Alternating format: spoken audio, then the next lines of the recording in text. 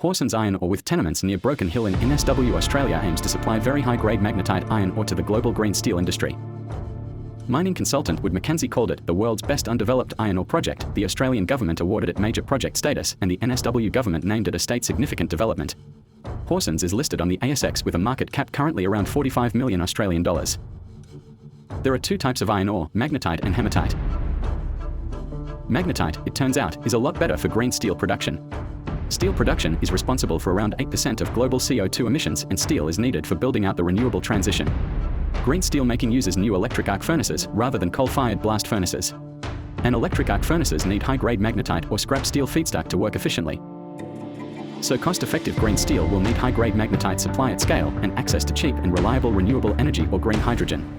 Currently only 125 million tons of the roughly 1.5 billion tons of iron ore traded globally meets the parameters for use in electric arc furnaces. Demand for high-grade magnetite is projected to grow, with majors such as POSCO announcing new investment in green steel production. Hawsons project is at the eastern edge of the Braemar Iron region. This region, with its 2 billion tons of magnetite resources, holds a prominent position among global magnetite-producing regions. Although there are larger magnetite deposits like the Kursk magnetic anomaly in Russia, the Braemar Iron region is significant due to its Tier 1 jurisdiction, size, and the high grade and ease of extraction of its ore.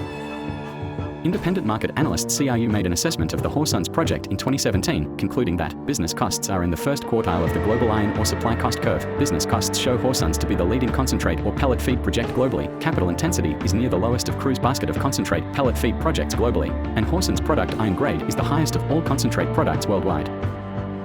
The Hawsons project has a current JORC resource of 3.9 billion tons at 12.3 DTR% for 481 metric tons of concentrate from tenements of 511 square kilometers. The Hawsons ore body's softness, relative to hard rock and magnetite ore bodies found in Western Australia's Pilbara region, offers clear commercial advantage. It requires less energy during crushing and grinding to extract the magnetite concentrate, while a higher, 70% Fe grade is achieved because the ore is easily separated from impurities and waste. Hawsons is collecting drilling data to inform a bankable feasibility study for a project of 11 million tons of high-grade magnetite ore per annum. Rough inclusive costs were unofficially estimated at around $50 per ton, with high-grade magnetite fetching an estimated $170 per ton on forward pricing. For an annual production of 11 million tons, that's around $1.3 billion clear per year on a BOE basis. But realizing the value of the project depends on organizing the startup of the extraction process, developing a path to scaling up production, and managing the costs and funding. A bigger vision of the project, floated in 2022, would see production of up to 20 million tons per year. However, the global rise of interest rates in 2022 put the bigger vision on the back burner and saw Hawsons' share price tumble. In time, interest rates will normalize, in Sin's opinion. For Hawsons, the mine, slurry pipeline and port elements need to come together with lower interest rates to pull off the bigger vision. Within that system, the slurry pipeline depends on the port, and port development depends on volume to make the build stack up. The Mipany Deepwater Port Facility. Hawsons has signed a 2-year option agreement to purchase 3 contiguous parcels of land suitable for developing an export facility for the Hawsons Iron project at Mipany Point. Hawsons and Flinders ports have an MOU, and Hawsons has proposed a bulk commodity port facility at Mipany Point to be built and operated by Flinders Ports. The ore would be delivered in this option to the port through an underground slurry pipeline from the mine. The planning proposal from Hawsons includes a deep water port comprising a 2.2 kilometers long jetty and shiploading wharf. The port would also include an ore dewatering plant and ore stockpiling areas, a buried ore slurry pipeline and water pipeline to return water from the dewatering plant back to the mine. The pipelines would also include pumping stations, a valve station, and slurry discharge ponds for emergency purposes. The pipelines would be located within a 40-meter wide easement of approximately 392 kilometers in length. Scale is exactly what port operators need to underwrite a potential new development like Mipany Point. But from a port development point of view, Hawsons is not the only potential provider of volume for bulk consignments.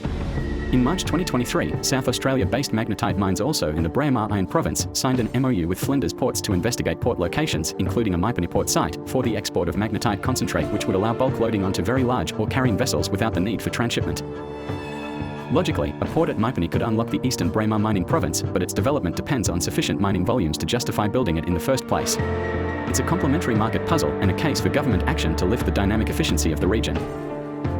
Hawsons' proposed mining plan can be improved if some shallow ore is found to provide a ladder down to the deeper lying bulk of the ore. The current drilling program is aimed at locating sufficient shallow ore and was due to deliver results by the end of the June quarter 2023.